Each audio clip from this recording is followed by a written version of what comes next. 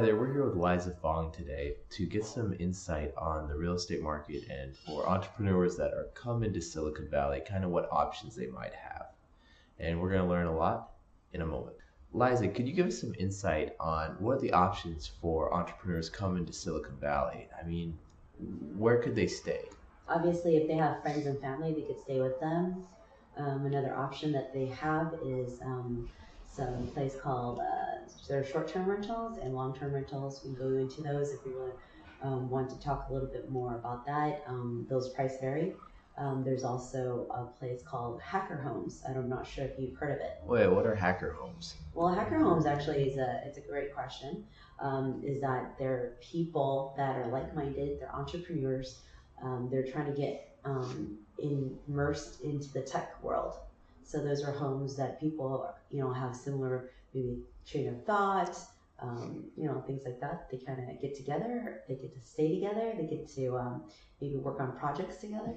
So if I'm from overseas and I come here or just not in the Valley, it might be a good place to start building a network, you'd say? Definitely. That's a great place. That's actually, you can just basically actually Google hacker homes and they'll give you a variety of different choices and locations. There's Oakland, there's Cupertino, San Francisco. There's just depends on where you want to stay. And So if I didn't want to stay at a hacker home and I wanted to maybe rent an apartment, how does that look? So apartment place is just going to be the same thing if you're looking for a short-term rental. Long-term rental really depends on what your length of stay would be. So we have an idea of what the person's looking for. If there's a short-term rental, it'd be like 30 days less. If they're looking long-term, it's basically kind of renting an apartment, whatnot. Really depends the length of time, and that will determine your price also. What if I'm an overseas entrepreneur coming here? I mean, what are my options? Do I have the option to buy something or am I stuck renting or how does that look? Well, great question. People that are overseas, typically, they might have family and friends over here, but if they're looking and they have money accessible, what we could do is that they can always pay cash.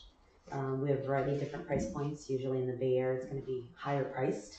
So you're looking at least $1 million and up, and Silicon Valley kind of likewise, depending on where. You can get condos, townhomes, just basically depends what you're looking for. Could I get a bank loan as an overseas entrepreneur coming here? Actually, you can definitely actually get a bank loan. You would have to most likely put 50% down. So if it's $1 million, you're going to have at least $500,000 in their own money over here. And they'll go through the steps in that. We can recommend some banks if they're looking for some, send them my way. I can definitely help them out. Have you had any experience with people trying to buy property or pay rent at a hacker home or a short-term lease using cryptocurrency? And what did that look like? I actually haven't had that experience yet. Haven't been through that, so I couldn't really tell you too much about that portion. In March now of 2019, have you had any experience with people trying to buy property in the Bay Area or Silicon Valley using crypto?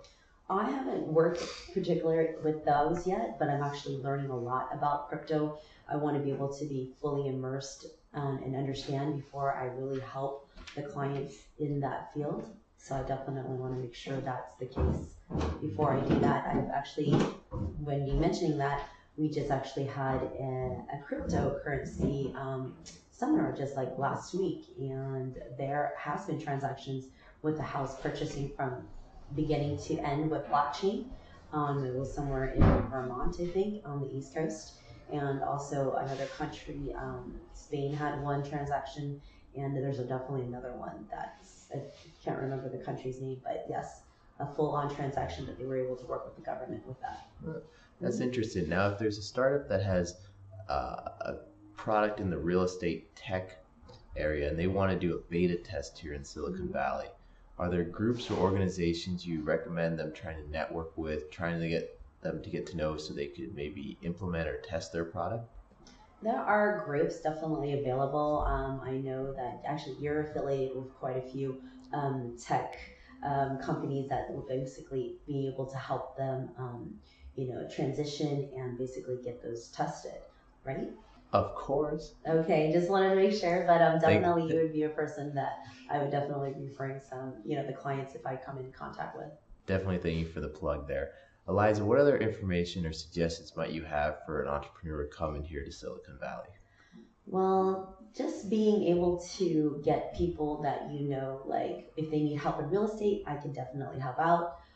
People that you want to get to know is actually Sean. He's actually got a wide connection of networks that will basically help you get into transitioning into getting your products done, manufacturing, things like that. So, well, Liza, thank you for your time today.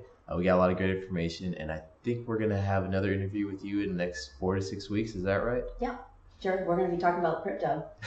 Great.